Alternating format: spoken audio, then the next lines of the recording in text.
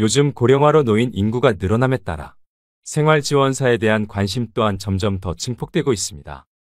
생활지원사는 일주일에 5일 동안 하루 5시간 근무 시 130만 원의 급여를 받아가실 수 있는 직종인데요. 다들 아시겠지만 정부는 노인을 위한 정책으로 2020년 1월부터 노인 맞춤 돌봄 서비스를 실시하고 있습니다. 그중 생활지원사에 대한 예산을 올해는 대폭 증가시켜서 운영할 예정이라고 합니다. 혼자 생활하는 고령의 노인은 스스로 움직이는 데 둔할 뿐 아니라 고독사의 위험도 높아집니다. 또한 환경적인 면에서도 비위생적일 확률이 높아 국가적으로도 생활지원사의 적극적인 돌봄이 필요하기 때문인데요. 하지만 문제는 몇 년 전까지만 해도 생활지원사로 근무를 하려면 자격증 소지 여부는 크게 관계가 없었지만 최근에는 사회복지사나 요양보호사 등 자격증을 가지고 계신 분들까지도 실제 채용 경쟁에 뛰어들고 있기 때문에 생활지원사에 대한 경쟁률이 높아지고 있습니다. 그렇기 때문에 생활지원사로 취업하고자 하면 이에 대비할 수 있는 자격증 취득은 선택이 아닌 필수가 되었는데요. 생활지원사 자격증은 취업 준비부터 노후 준비까지 한 큐에 해결되는 자격증입니다. 또 앞으로 더 가속화될 고령사회에서 확실하게 설 자리를 마련할 수 있는 수단이기도 한데요. 그래서 오늘은 은퇴 후 제2, 제3의 직업을 찾는 중장년층을 위해 생활지원사 자격증에 대해 말씀드리려고 합니다. 은퇴 후 미래 계획을 하고 계신 분들이라면 오늘의 영상을 주목해 주시기 바랍니다. 바로 시작하겠습니다. 먼저 생활지원사란 무엇일까요? 생활지원사는 노인돌봄 관련 직무 교육을 이수한 후 일상생활 영위가 어려운 취약 노인들에게 안전지원과 사회참여, 생활교육, 일상생활 지원 등의 직접적인 서비스를 제공하는 일을 하게 됩니다. 대상 노인의 건강 상태를 모니터링하고 말벗도 해드리고 거동이 불편한 어르신들을 위해 가사지원과 인지활동을 하게 됩니다. 취약 노인의 안전과 기초적인 생활을 돌봐주며 적절한 노인 맞춤 돌봄 서비스를 제공하는 수행 인력이라고 할 수 있는데요. 자격증 취득 후 생활지원사로 취업하여 수행하게 되는 업무는 대표적으로 5가지로 나눌 수 있습니다. 첫 번째는 독거노인의 안전과 위생관리를 위해 가정 방문. 두 번째는 사회에서 잘 적응할 수 있게 프로그램 참여 유도. 세 번째는 영양을 골고루 섭취할 수 있게 식사를 도움. 네 번째는 우울증 예방을 위한 다양한 활동. 마지막으로 5번째는 개인 활동을 위해 필요시 외출 동행 등의 업무를 수행하게 됩니다. 그렇다면 생활지원사 취득 후 어디로 취업할 수 있을까요? 자격증 취득 후 요양시설과 복지시설, 노인전문병원, 방문 요양 서비스 등의 기관으로 취업이 가능합니다. 말씀드린 기관은 공통적으로 자격증 소지자분들의 도움을 요구하는 곳이기 때문에 일자리를 구하는 것에 있어서도 굉장히 수월하다고 하는데요. 생활지원사는 주 5일, 하루 5시간 동안 수행기관 및 대상자 가정에서 근무하게 되는데 근무 시간대는 사업 수행에 차질이 없는 범위 내에서 협의하에 조정하여 유연하게 근무하는 것이 가능합니다. 이 외에도 관련된 다양한 기관에서 생활지원사 자격증을 가진 사람들을 채용하고 있습니다. 노인 복지와 관련된 기관에서는 두루두루 쓰인다고 보시면 됩니다. 본격적으로 생활지원사 자격증 취득 준비에 앞서 시험 자격과 시험평가 과정은 어떻게 될까요? 자격 조건은 노인 맞춤 돌봄 서비스 수행을 위한 역량과 의지를 갖춘 자로서 열정만 가지고 있는 분들이라면 충분히 준비하실 수 있습니다. 우선 시험 자격은 고등학교 졸업자 이상이면 누구나 가능합니다. 또 응시를 하는 데 있어 특별한 경력이나 나이 등의 조건을 필요로 하지 않습니다. 생활지원사 자격증 시험 준비 과정은 온라인 강의를 4주 동안 들으시면 남녀노소 누구나 취득이 가능한데요. 강의는 온라인 수업으로 진행되며 전체 강의에서 60% 이상 수강해야 시험에 응시할 수 있습니다. 시험도 온라인으로 치러지는데 100점 만점에 60점 이상 득점해야 합격입니다. 굳이 고득점을 받지 않아도 누구나 충분히 합격할 수 있는 난이도입니다. 시험 유형은 객관식 사지 선다형이고 문제은행식으로 출제되게 됩니다. 생활지원사는 실기 없이 필기만 치르게 됩니다. 자격증 합격까지는 약 1달 이내의 기간이 소요된다고 하는데요. 비교적 짧은 기간 안에 취득이 가능하기 때문에 여러분들도 열정만 있으시다면 누구든 충분히 쉽게 합격할 수 있는 시험입니다. 그렇다면 여기서 여러분들이 궁금해하실 게 온라인 강의 교육 신청은 어느 기관에서 해야 되지? 라고 생각하실 겁니다. 이제부터 아주 중요한 내용들을 말씀드릴 예정이니 모두 주목해 주시길 바랍니다. 생활지원사는 민간 자격증이기 때문에 공신력을 갖추고 있고 믿을 만한 교육기관을 선택하는 것이 무엇보다 중요합니다. 민간 자격증은 아무 데서나 시험을 준비하면 추후 이력서에 기재하거나 취업을 할 때 제대로 활용을 하지 못하는 경우가 있기 때문입니다.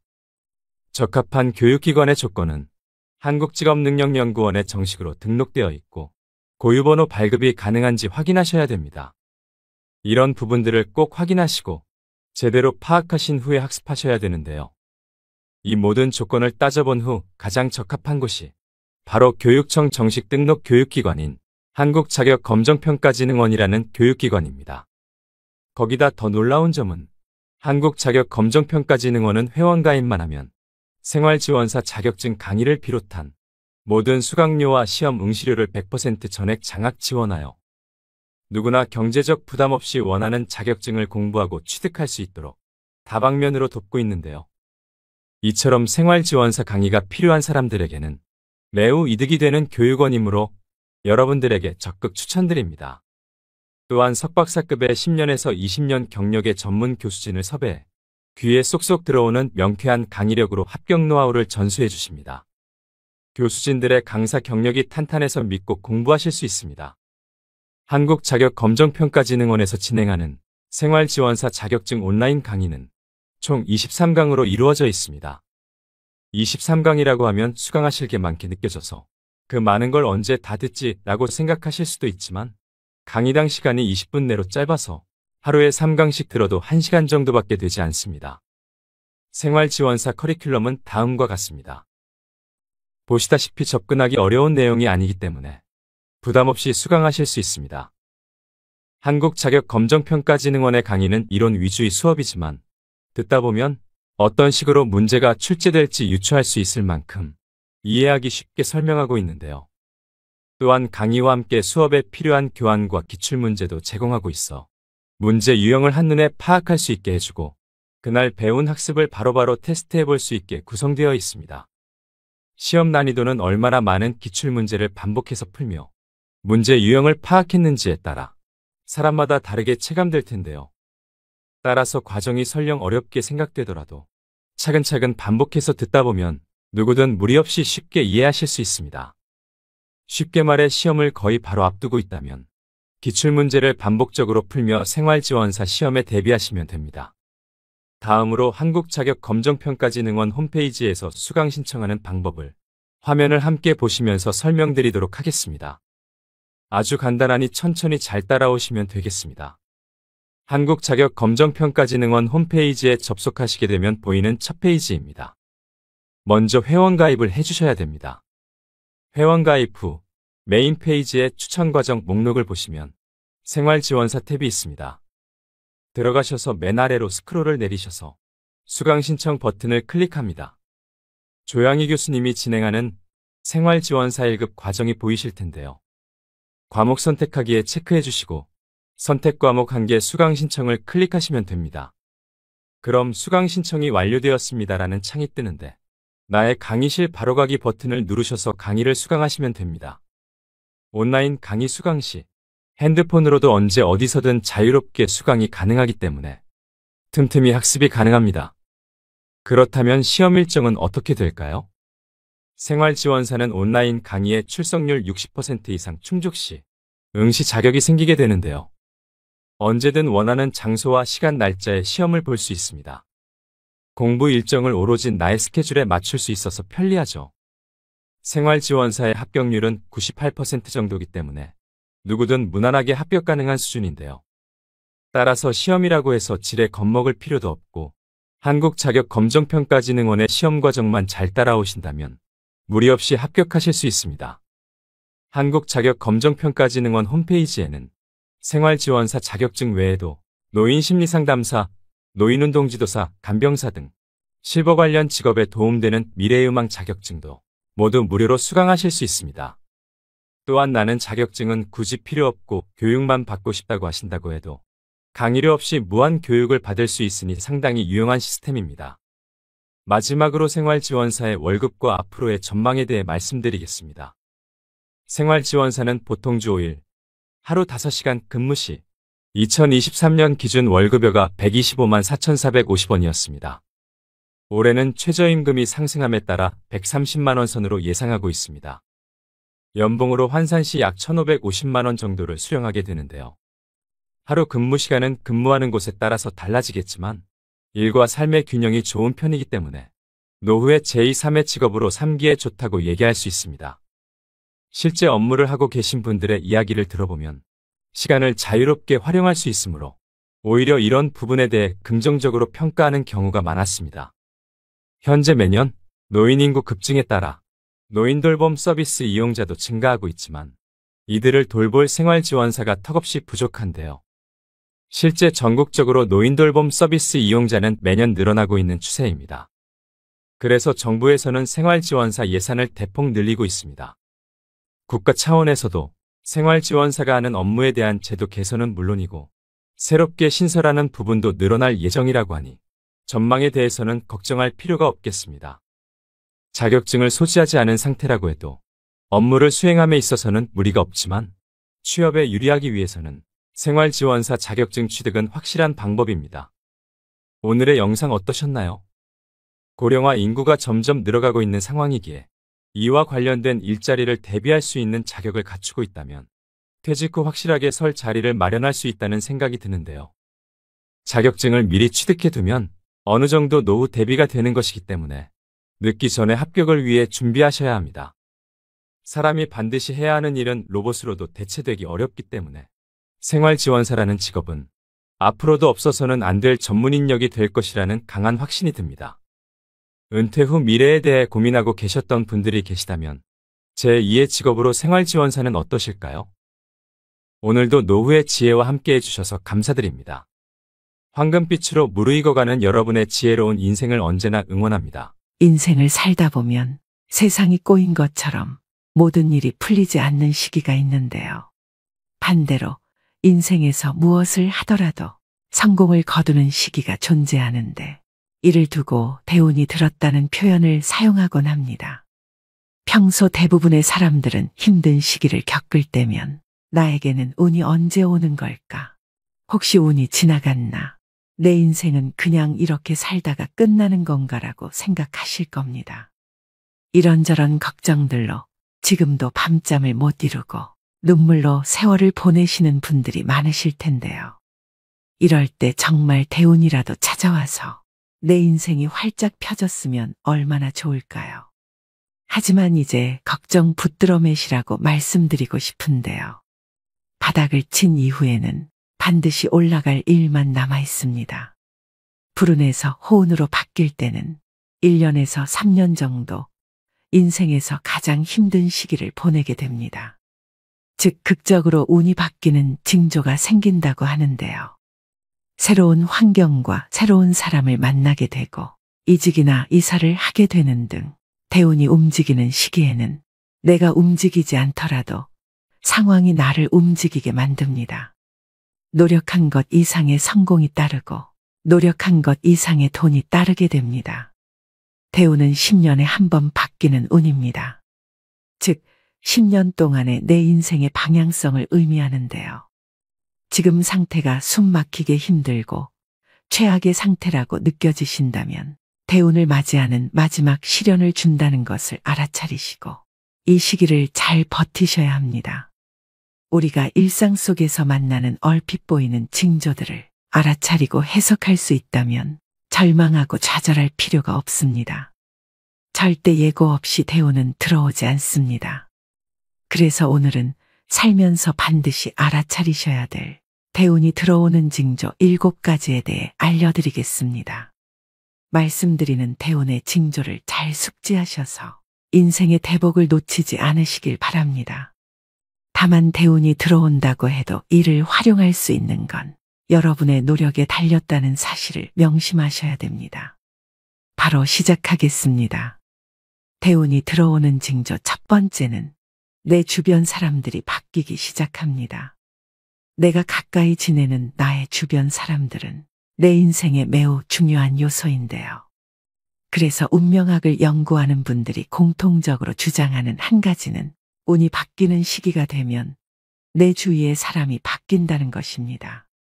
끊어질 듯 끊어지지 않는 관계 때문에 골머리를 알아본 경험이 한 번쯤은 다들 있으실 겁니다. 진짜 끊고 싶었던 악연과 인연이 끊어지게 됩니다. 자연스럽게 변화가 생기는 게 아니라 나 자신이 바뀌고 있기 때문에 주변 사람도 같이 바뀌는 것입니다. 운이 좋지 않을 때는 하지 못했던 맺고 끊음을 확실하게 하게 되니 나에게 도움이 되는 인연들이 알아서 따라오게 되는 것이지요. 오래 만나고 잘 맞는다고 생각했던 사람들이 갈수록 불편해지는 느낌이 들고 더 이상 그들과 어울리고 싶다라는 마음이 들지 않는 것은 운이 바뀌고 있다는 신호라고 보시면 됩니다. 그런 징조를 놓치지 마시고 나보다 나은 사람들을 만나는 기회를 만드셔야 됩니다. 심리학에서는 크렘 멘탈린이라는 용어가 있습니다. 양동이에 잡힌 개들이 동료가 탈출하지 못하도록 서로를 끌어내리는 모습에서 나온 말인데요. 사람들 역시 나와 비슷한 누군가가 갑자기 잘 되거나 치고 올라가려고 하면 온갖 말로 그런 도전을 좌절시키는 경향이 있죠. 내 운을 가로막고 에너지를 뺏어가는 것은 의외로 내가 가까이 하는 사람들의 경우가 많습니다. 또 반대로는 귀인을 만나는 경우입니다. 한마디로 적절한 시기에 등장하는 꼭 만나야 할 사람, 바로 그 사람을 드디어 만나게 되는 것입니다. 나에게 이로움을 주고 좋은 기운을 주는 사람들이 나를 에워싸 주의가 변화합니다. 나에게 조언과 해결책을 제시해주고 올바른 방향으로 갈 수 있도록 조언해줍니다. 사업이든 직장이든 그들이 큰 도움을 주게 되면서 나를 일으켜 세우게 됩니다. 또 소위 귀인이라 하면 새로운 사람의 등장을 생각하게 되는데 끊어졌던 인연과 다시 연락이 되는 경우도 있습니다. 생각지도 않았던 사람과 재회를 하면서 굉장히 좋은 에너지를 받기 시작합니다. 이처럼 동쪽에서 귀인이 갑자기 나타나서 내 인생을 귀하게 만들어주면 좋겠지만 그런 귀인이 나타나지 않는다면 좋은 운을 만날 방법은 없는 것일까요? 얼굴을 보며 말을 나눌 수 있는 새 인연이면 더할 나위 없이 좋겠지만 만날 수 없는 사람도 우린 책으로도 만날 수 있고 유튜브 강의를 들으면서 마음의 울림과 위로를 받기도 합니다. 그 사람의 기운을 받는다면 이건 역시 훌륭한 새 인연이라고 생각하시면 됩니다. 이처럼 귀인은 동쪽과 서쪽에만 있는 것이 아니라 내가 만나려고 마음먹으면 어디에나 있다는 것을 명심하셔야 됩니다. 대운이 들어오는 징조 두 번째는 인생의 최대의 고통이 찾아옵니다. 희망이 없고 다 끝난 것 같은 느낌, 앞으로 어떻게 살지 하는 막막한 생각, 다 포기하고 싶은 그런 상황이 옵니다. 이혼을 하거나 아슬아슬하던 사업을 접거나 인생을 흔들 만한 고통스러운 형태로 사건이 일어날 수도 있다는 것인데요. 앞이 안 보이고 상황이 최악일 때 운의 전환점이 시작됩니다. 사건이 일어난 그 순간은 고통스럽겠지만 이때 바닥을 잘 다지면서 견뎌내면 좋은 운이 크게 들어온다고 하는데요. 인생사 세옹지마라고 하죠. 가장 추운 겨울을 이겨내야 따뜻한 봄을 맞이할 수 있는 이치와 같습니다. 사람의 운명도 사계절처럼 순환합니다. 즉, 운은 공평하며 하늘은 누구에게나 기회를 줍니다. 인생의 밑바닥에 온 것 같은 시기에는 좌절 대신 고통 속에서 많이 배우고 깨달음을 얻으셔야 됩니다. 나쁜 일이 가면 반드시 좋은 일이 올 차례입니다. 의심하지 않아야 됩니다. 그래야지 나한테 기회가 왔을 때 그것을 놓치지 않고 잡아서 대운을 맞이할 수 있습니다. 고생 없이 성공한 사람과 산전수전 다 겪고 성공한 사람이 인생을 보는 것은 하늘과 땅 차이입니다. 그만큼 고통도 시련도 때론 내가 나중에 큰 재물과 기회를 얻었을 때 그 성장의 발판이 될 수 있다는 얘기입니다. 고통의 과정을 쓴 공부라 생각한다면 대운이 들어왔을 때 더 크게 성장할 수 있습니다. 궁하면 통한다고 했습니다. 너무 힘들어. 외면할 거야 이렇게 생각하지 마시고 반드시 이겨낼 거야. 이런 마음으로 지금 이 고통에 임한다면 여러분들한테 기회가 찾아왔을 때 그 기회를 10배, 100배로 활용해서 더 크게 성장할 수 있습니다. 후대에 위대한 업적을 남겼던 현인들도 자신들의 가장 절망적이고 고통스러운 순간 속에서 가장 위대한 걸작을 남겼습니다. 이처럼 인생의 가장 밑바닥을 찍고 있는 것 같아도 절망하고 좌절할 필요가 없습니다. 힘들더라도 아직 포기하시면 안 됩니다. 분명한 것은 다시 일어서고야 많은 사람에게 대운보다 훨씬 좋고 큰 일들이 쏟아져 내릴 것입니다. 대운이 들어오는 징조 세 번째는 얼굴의 화색과 찰색, 즉 피부색의 변화가 생깁니다.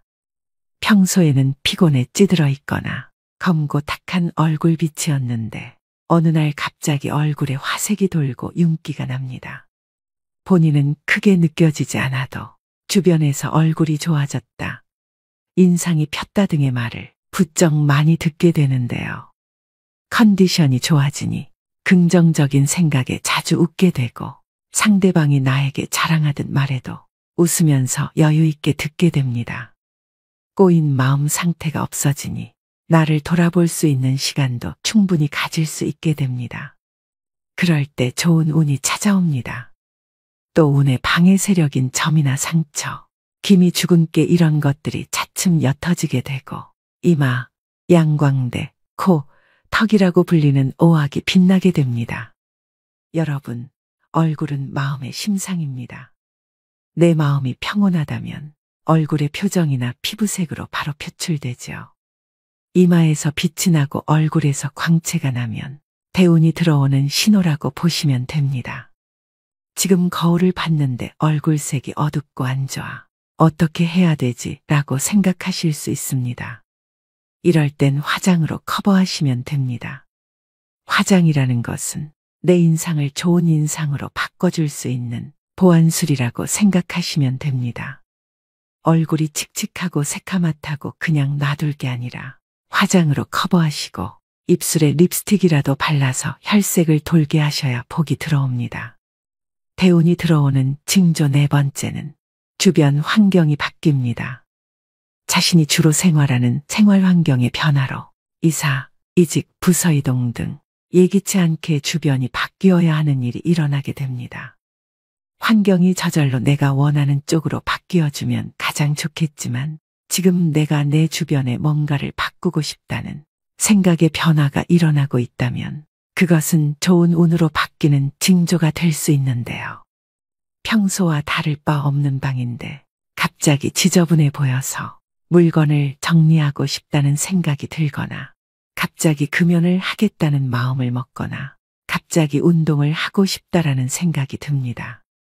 별 생각 없이 다니던 직장인데 나의 역량을 좀 더 잘 펼칠 수 있는 다른 일을 해보고 싶다는 등 이런 생각의 변화들이 생길 때가 있습니다. 운이 좋아질 때가 되면 내가 바꿀 수 없는 환경 대신에 내가 바꿀 수 있는 환경에 더 집중하게 되고 바꾸고자 하는 의지가 생기게 됩니다. 그래서 나에게 생각의 변화가 있다면 무시하지 말고 귀를 기울일 필요가 있습니다.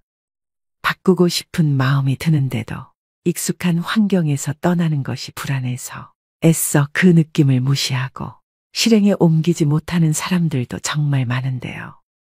바꿀 수 없는 상황은 담담히 받아들이고 내가 지금 당장 바꿀 수 있는 것에만 집중해서 자기의 운을 바꾸는 노력을 하셔야 다가오는 대운을 잡을 수 있음을 명심하셔야 됩니다. 다만 새로운 환경이 당장은 자신에게 아무것도 보장되지 않고 두렵게만 느껴질 수 있습니다. 있던 곳에 계속 머물러 있어서는 달라질 것이 아무것도 없기 때문에 사력을 다해서 걸어 나와야 합니다. 이런 노력들이 운을 바꾸는 하나의 계기가 되는 것입니다. 대운이 들어오는 징조 다섯 번째는 평소 잘 꾸지 않던 꿈을 꾸게 됩니다. 물꿈, 돈꿈, 조상꿈, 돼지꿈, 하늘을 날아다니는 꿈 등 길몽이라고 알려진 꿈을 꾸기 시작합니다. 얼굴도 알 수 없는 조상님이 찾아오거나 돌아가신 부모님, 할아버지, 할머니가 멀끔한 모습으로 자꾸 꿈에 보이기도 합니다. 복권에 당첨된 이들의 인터뷰를 잘 살펴보면 꿈을 꾸지 않은 경우도 있지만 최근 길몽을 꿨다고 답한 이들을 심심치 않게 발견할 수 있는데요. 이처럼 꿈자리가 좋은 것은 앞으로 다가올 희망찬 미래를 보여주는 단적인 예시가 될 수 있기 때문에 나에게 좋은 운이 들어오는 징조입니다. 기분 좋은 꿈을 자주 꾼다면 대운을 받아들일 준비를 하는 것이 좋습니다. 꿈자리가 좋은 것도 나한테 좋은 기회가 다가왔다, 좋은 운이 다가왔다는 것을 암시하는 거라고 그렇게 생각하시면 됩니다. 대운이 들어오는 징조 6번째는 나의 마음가짐이 달라집니다. 과거 매사에 불평불만, 남 탓, 부정적이던 모습은 사라지고 긍정적인 태도와 단점을 고치려고 하고 에너지가 상승하는 것을 느낀다면 이 또한 운이 좋아지는 징조입니다. 뿐만 아니라 긍정적인 생각을 하게 되면서 자연스럽게 마음의 여유가 생겨나게 됩니다. 어떠한 문제가 생기더라도 괜찮아, 그럴 수 있지 뭐. 마음과 생각도 긍정으로 변하지만 말 또한 예쁘게 하게 되는데요.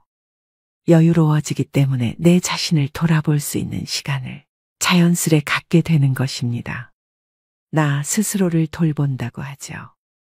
스스로에 대해 투덜거리게 되는 것이 줄어들고 감사할 것들이 늘어난다면 자신의 운명이 좋아지고 있는 징조입니다. 또 누군가를 돕고 싶은 마음도 생기게 되는데요. 본래 인간은 이기적인 본능이 있습니다.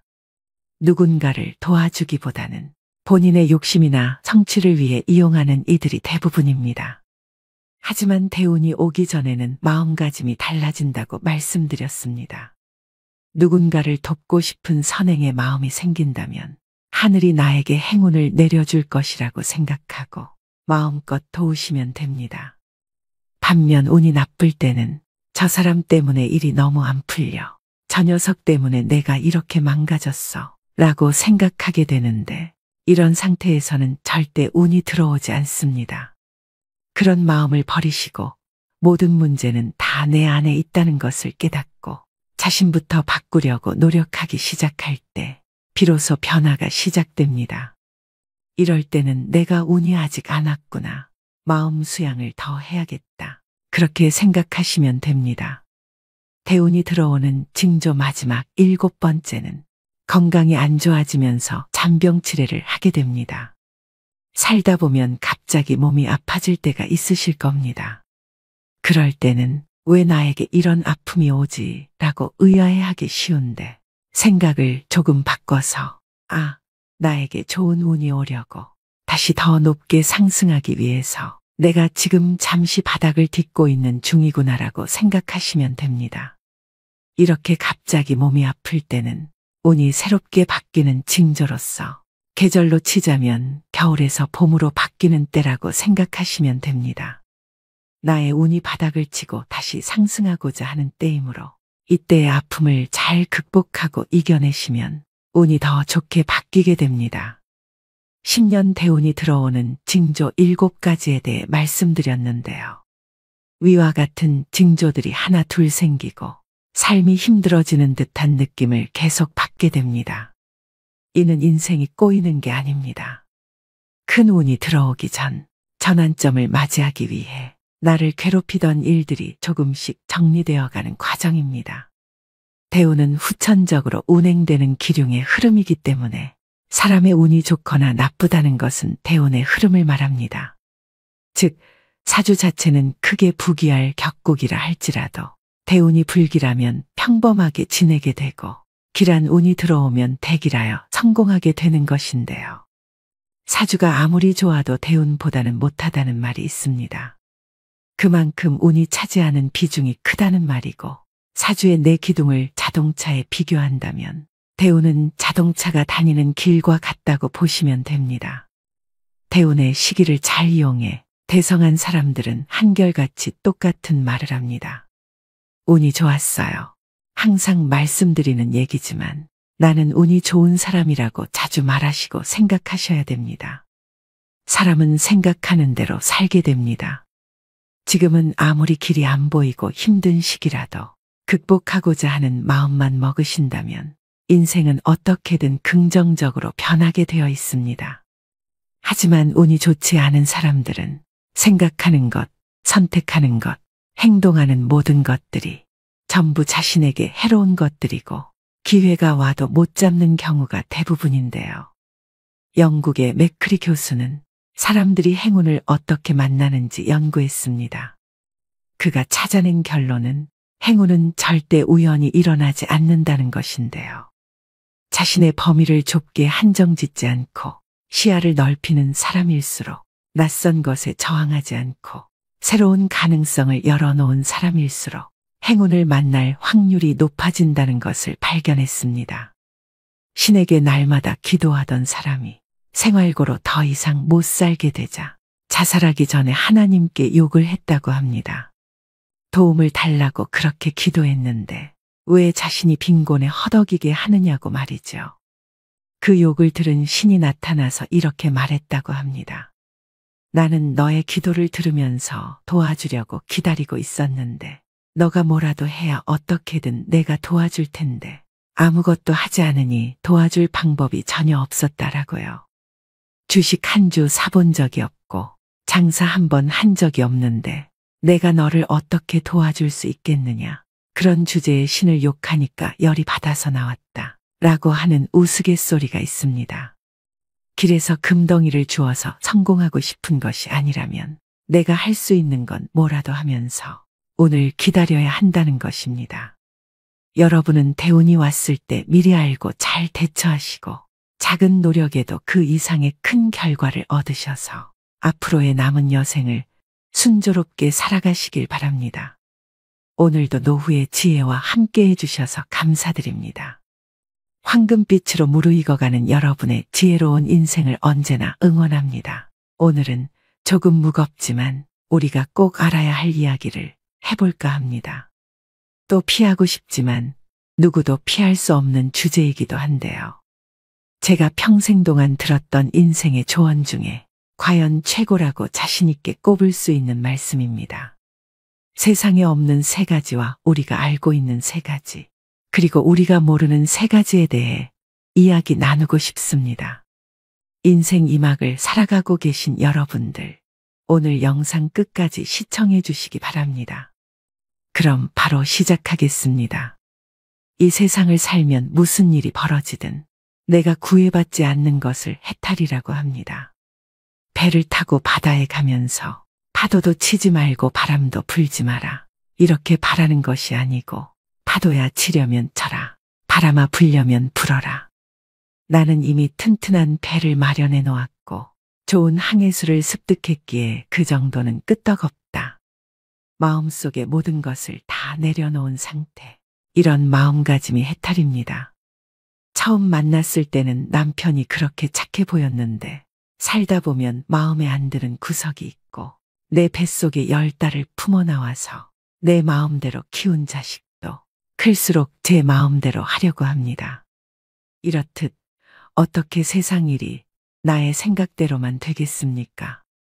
파도가 일면 파도를 타고 가면 되고 파도가 치지 않으면 조용히 즐기면 됩니다. 세상 일이 내 생각대로 안 된다고 전혀 구애받을 일이 없습니다. 대부분의 사람들은 인생의 목적이 행복이라고 말하곤 합니다. 하지만 행복을 추구하는 한 불행이 수반될 수밖에 없습니다. 행복과 불행은 손등과 손바닥 같은 것이어서 항상 함께 다니기 때문이죠. 진정한 행복은 행복해지고자 하는 마음까지도 놓아버려야 합니다. 저도 나이가 드니 오랫동안 소식이 없던 사람들한테서 소식이 옵니다. 죽었다는 소식입니다. 무소식이 희소식이라는 말도 있듯이 소식이 없으면 살아있는 것이죠. 얼마 전에도 지인이 돌아가셔서 장례를 치르느라 화장장에 갔습니다. 화장장 정문에서부터 연구차와 버스들이 밀려 있더군요. 관이 정기화로에 내려가면 고인의 이름 밑에 소각중이라는 문자등이 켜지고 40분쯤 지나니까 소각 완료, 또 10분쯤 지나니까 냉각중이라는 글자가 켜집니다. 10년쯤 전에는 소각에서 냉각까지 100분 정도 걸렸는데 이제는 50분으로 줄었습니다. 기술이 크게 진보했고 장례 의전을 관리하는 절차도 세련되어졌습니다. 냉각 완료가 뜨면 흰 뼈가루가 줄줄이 컨베이어 벨트에 실려서 나오는데 성인 한 사람분이 한 대 반 정도 됩니다. 그리고 직원이 뼈가루를 담아서 유족들에게 나누어 줍니다. 유족들은 미리 준비한 옹기에 뼈가루를 담아서 돌아갑니다. 원통하게 비명행사한 경우가 아니면 요즘에는 유족들도 별로 울지 않습니다. 부모를 따라서 화장장에 온 아이들은 대기실에 모여서 과자를 먹으며 놀고 있었습니다. 제 입으로 우리는 호상입니다라며 문상객을 맞는 상주도 있었죠. 그리고 그날 3살 난 아기도 소각되었습니다. 작은 관이 내려갈 때 젊은 엄마는 돌아서서 울었습니다. 아기의 뼈가루는 서너 홉쯤 되었을 것입니다. 뼈가루를 보면 흰 분말에 흐린 기운이 스민 안개 색깔입니다. 입자가 고와서 먼지처럼 보이기도 하죠. 이렇게 나이 든 사람이든 어린 아이든 한 세상 살다가 가는구나. 저는 그렇게 생각했습니다. 우리 인간은 태어나는 순간부터 모두 죽음을 향한 여정에 오르며 결국 언젠가는 죽음에 직면하게 됩니다. 즉, 인간은 태어나자마자 죽음을 향해 가는 존재이죠. 금방 있던 사람이 금방 없어졌는데 뼈가루는 남은 사람들의 슬픔이나 애도와는 사소한 관련도 없고 수명이 다하고 업이 다한 것을 말해줄 뿐입니다. 죽으면 말길이 끊어져서 죽은 자는 산자에게 죽음의 내용을 전할 수 없고 죽은 자는 죽음을 인지할 수 없습니다. 인간은 그저 죽을 뿐 경험할 수는 없습니다. 머물면서 태어나 지 않을 수 없고 태어난 이상 늙지 않을 수 없으며 늙으면 병들고 죽지 않을 수 없습니다. 또 탄생과 죽음은 실습이 허용되지 않습니다. 우리는 삶의 무거움과 죽음의 가벼움을 생각해야 합니다. 죽음이 저토록 가벼움으로 우리는 남은 삶의 무거움을 버티어낼 수 있는 건지도 모릅니다. 더한 욕심을 부릴 것도 없고 무거운 짐을 지고 살아갈 필요도 없는 것입니다. 죽음은 날이 저물고 비가 오고 바람이 부는 것과 같은 자연 현상입니다. 사실이지 죽음은 아무런 기약 없이 갑자기 닥쳐옵니다. 나이가 들면 죽음이 두렵습니다. 하지만 두려워할 필요가 없습니다. 그저 일상생활을 하듯이 세수를 하고 면도를 하듯이 그렇게 가볍게 죽어야겠구나 하며 미리 정해놓을 일만 생각하세요. 돈 들이지 말고 죽자. 주변 사람들 힘들게 하지 말고 가자. 질척거리지 말고 지저분한 것들을 남기지 말고 가자. 빌려온 것이 있으면 다 갚고 가자. 남은 것이 있으면 다 주고 가자. 입던 옷을 깨끗이 빨아입고 가자. 이렇게 말입니다. 죽음학자인 퀴블러로스는 죽는 과정을 부정하고 왜 내가 죽어야 하느냐며 화를 내고 조금만 더 살게 해달라 타협하다가 우울감에 빠지며 결국 받아들이는 상태로 요약했습니다. 물론 꼭 모든 단계가 순서대로 찾아오는 것은 아닙니다. 어떤 사람들은 끝까지 자신의 죽음을 부정해 마지막까지 최선을 다해 치료에 임하고 처음부터 체념하고 사후 세계에 몰입하는 이들도 있습니다. 자신의 삶이 충분히 의미가 있었다고 믿는 사람과 의연하게 죽어가는 과정을 가까이 지켜본 경험을 가진 사람이 자신의 죽음을 잘 받아들입니다. 죽음을 앞두고 집에 있는 서랍과 수납장을 들여다보면 이 쓰레기 더미 속에서 한 생애가 지나간다는 생각에 서글퍼지는 순간이 옵니다. 똥을 백자 항아리에 담아서 냉장고에 넣어둔 꼴이죠. 지금까지 내가 지니고 있었던 것이 거의 전부가 쓰레기였다는 것을 죽음을 앞두고서야 깨닫습니다. 정작 내가 하고 싶었던 일들은 아직 아무것도 하지도 못했는데 왜 그렇게 두 손에 꽉 쥐고 놓지 못하는 인생을 살았나 하는 생각이 듭니다. 인생은 후회의 연속이라지만 욕심을 내서 살았던 지난날을 떠올리면 그 마음이 너무 공허합니다. 나의 삶이 허무하게만 느껴집니다. 결국 인간의 삶이 죽음에 순응할 수밖에 없는 운명이라면 좀 더 적극적인 자세로 죽음을 맞이하는 것은 어떨까요? 그리고 어떤 것이 아름다운 노년이고 또 어떻게 죽는 것이 아름다운 죽음인지도 생각해 볼 필요가 있습니다. 죽음은 피할 수 없다는 불변의 사실 앞에서 이제부터라도 조금 더 의미 있는 것으로 내 인생을 채워보시길 바랍니다. 세상에는 없는 세 가지가 있습니다. 첫째는 정답이 없습니다. 둘째는 비밀이 없습니다. 셋째는 공짜가 없습니다. 그리고 우리가 죽음에 대해 분명히 알고 있는 것 세 가지는 첫째는 사람은 분명히 죽는다는 것, 둘째는 나 혼자서 죽는다는 것, 셋째는 아무것도 가지고 갈 수 없다는 것, 마지막으로 죽음에 대해 모르는 것도 세 가지가 있습니다. 언제 죽을지 모른다는 것과 어디서 죽을지 모른다는 것, 그리고 어떻게 죽을지 모른다는 것입니다. 그래서 항상 준비하고 있어야 합니다. 모든 사람이 태어나는 방법은 거의 비슷하지만 죽는 방법은 천차만별입니다. 그래서 인간의 평가는 태어나는 것보다 죽는 것으로 결정됩니다. 내가 세상에 올 때 나는 울었고 내 주위의 모든 이들은 웃었습니다. 내가 이 세상을 떠나갈 땐 모든 사람들이 아쉬워 우는 가운데 나는 웃으며 후를 떠나가야 합니다. 언제나 사랑하고 배려하며 주어진 삶이 다할 때까지 의무를 다하며 살아야 합니다. 그것이 인생을 최고로 잘 산 것입니다. 하루하루 행복한 삶을 살아가세요. 걸을 수 있고 먹을 수 있고 친구들과 대화할 수 있고 이렇게 살아있는 지금이 더없이 소중하고 감사한 것입니다. 인생은 소풍입니다. 잠시 소풍 나온 거니까 즐겁게 잘 놀다 가면 그만입니다. 삶은 너무나 짧습니다. 여러분들은 지금 하루하루가 길다고 느껴지시겠지만 우리 어르신들은 돌아보면 인생이 너무 빨리 지나갔다고 말씀하십니다. 연세가 80이 넘으신 우리 어머니도 요즘 계속 그런 얘기를 합니다. 누구나 한번 왔다 가는 인생, 바람 같은 시간입니다. 멈추지 않는 세월은 하루하루 소중합니다. 미련이야 많겠지만 후회도 많겠지만 어차피 한번 왔다 가는 걸 붙잡을 수 없다면 소풍 가듯 웃으며 행복하게 사셔야 됩니다. 인생을 너무 바쁘게 살지 마세요. 삶에 대해서 너무 욕심 부리지도 마세요. 가는 길에 쉬었다가 오는 길에도 쉬고 또 중간에 틈나는 대로 쉬어야 하는 것입니다. 나에게 주어진 하루하루의 삶을 그 자체로 소중히 여기고 감사하며 고마운 마음으로 살아야지 하루하루를 마치 무슨 목적을 완수하기 위한 수단인 것처럼 소모해서는 안 된다는 것입니다.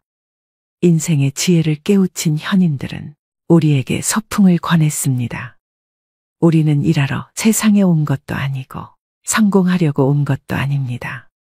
그런 것은 다 부차적이고 수단적인 것이지요. 우리 모두가 전생에 무엇을 잘하고 못했는지 모르지만 한 세상 논일 수 있는 삶을 선물로 받은 것입니다. 아직 삶을 선물로 받지 못한 억조창생의 대기조들이 우주의 커다란 다락방에서 순번을 기다리고 있습니다. 삶을 수단시하지 말고 삶 자체가 목적임을 깨우치세요. 이 삶이라는 여행은 어떤 목적지가 따로 있는 것이 아니라 그 자체가 목적인 것입니다. 그러니 이 여행 자체를 즐기시길 바랍니다. 멀리 소풍 가서 노는 이야기에 번뇌와 고통만 가득하다면 그것은 참된 인생이라 할 수 없을 것입니다. 참으로 기막힌 사연과 세상 속에서도 행복과 기쁨이 있는 삶을 살아가세요. 삶에 대한 집착, 욕망 같은 군더더기들을 벗어버리고 소풍 같은 인생을 살기를 바라봅니다. 곱게 늙어가는 이를 만나면 세상이 참 고와 보입니다. 늙음 속에 낡음이 있지 않고 도리어 새로움이 있습니다. 곱게 늙어가는 이들은 늙지만 낫지는 않습니다. 늙음과 낡음은 글자로는 불과 한 획의 차이밖에 없지만 그 품은 뜻은 서로 정반대의 길을 달릴 수 있습니다. 늙음과 낡음이 함께 만나면 허무와 절망밖에는 아무것도 남지 않습니다. 늙음이 곧 낡음이라면 삶은 곧 죽어감일 뿐입니다. 늙어도 늙지 않는다면 삶은 나날이 새롭습니다. 몸은 늙어도 마음과 인격은 더욱 새로워집니다. 더 원숙한 삶이 펼쳐지고 더 농익은 깨우침이 다가옵니다. 늙은 나이에도 젊은 마음이 있습니다. 늙었으나 새로운 인격이 있습니다. 젊은 나이에도 낡은 마음이 있습니다. 젊었으나 쇠잔한 인격입니다. 겉은 늙어가도 속은 날로 새로워지는 것이 아름답게 늙는 것입니다. 겉이 늙어갈수록 속이 더욱 낡아지는 것이 추하게 늙는 것입니다. 늙음과 낡음은 삶의 밑줄을 갈라놓습니다. 글자 한 획만 다른 것이 아닙니다. 누구나 태어나면 늙어가는 것이죠. 몸은 비록 늙었지만 마음만은 언제나 새로움으로 살아간다면 평생을 살아도 늙지 않습니다. 곱게 늙어간다는 것, 참으로 아름다운 인생입니다. 멋모르고 날뛰는 청년의 추함보다는 고운 자태로 거듭 태어나는 노년의 삶이 더욱 더 아름답습니다. 행여 늙는 것이 두렵고 서럽습니까? 마음이 늙기 때문입니다. 마음을 새롭게 새로움으로 바꿔보세요. 늘어가는 나이테는 인생의 무게를 보여줍니다. 그만큼 원숙해진다는 것이겠죠. 늙음은 새로운 원숙입니다. 어느 바람에 지는 줄 모르는 낙엽이 땅에 떨어지기까지는 순간이지만 그럼에도 자세히 관찰해보면 그것은 분명히 절규가 아니라 춤추는 모습입니다. 낙엽이 지기 전의 마지막 모습은 아름다운 단풍이었습니다. 말년의 인생 모습도 단풍처럼 화사하고 봄꽃보다 고운 잘 물든 단풍처럼 장엄합니다. 마치 해질녘의 저녁 노을처럼 말이죠. 인간은 누구나 삶의 유혹과 죽음의 공포, 이 두 가지에서 벗어나고자 고민하는 것이 인생의 참 공부입니다. 죽음을 향해 가는 길이 늙음의 내리막길이 아닐까요? 인생도 오르는 길은 힘듭니다. 그래도 내려가는 길은 더더욱 어렵습니다. 그래서 삶의 길을 멋지게 내려가는 길을 찾지 않으면 안 됩니다. 제 30년 지기 친구의 아버지는 섬진강 상류의 산골 마을에서 평생 농사를 지으며 사셨다고 합니다. 친구의 아버지가 돌아가실 때 친구를 불러놓고 유언을 하셨는데 네 어머니가 방마다 아궁이에 불 떼느라고 고생을 많이 했다. 부디 연탄 보일러를 놓아드려라 라고 말씀하셨다고 합니다. 저는 이 유언을 듣고 한참을 생각했습니다. 그의 아버지는 참으로 죽음을 별것 아닌 것으로 아침마다 소를 몰고 밭으로 나가듯이 가볍게 받아들이셨습니다. 이 정도 유언이 나오려면 깊은 내공과 오랜 세월이 필요한 것이죠. 아무나 되는 것이 아닙니다. 삶은 무겁고 죽음은 가볍습니다. 죽음과 싸워서 이기는 것이 의술의 목표라면 의술은 백전백패합니다. 깨어진 육체를 맞추고 꿰매서 살려내는 의사가 있어야 하지만 충분히 다 살고 죽으려는 사람들의 마지막 길을 품위 있게 인도해주는 의사도 있어야 합니다. 죽음은 쓰다듬어서 맞아들여야지 싸워서 이겨야 할 대상이 아니기 때문입니다. 이제 다 살았기에 가야 하는 사람의 마지막 시간을 파이프를 꽂아서 붙잡아 놓고 못 가게 하는 의술은 무의미합니다. 가볍게 죽고 가는 사람도 미련 없이 보낼 수 있어야 합니다. 그래야지 이토록 단순한 장례 절차에서도 정중한 애도를 실현할 수 있습니다. 가는 사람도 보내는 사람도 의술도 모두 가벼움으로 돌아가는 것입니다.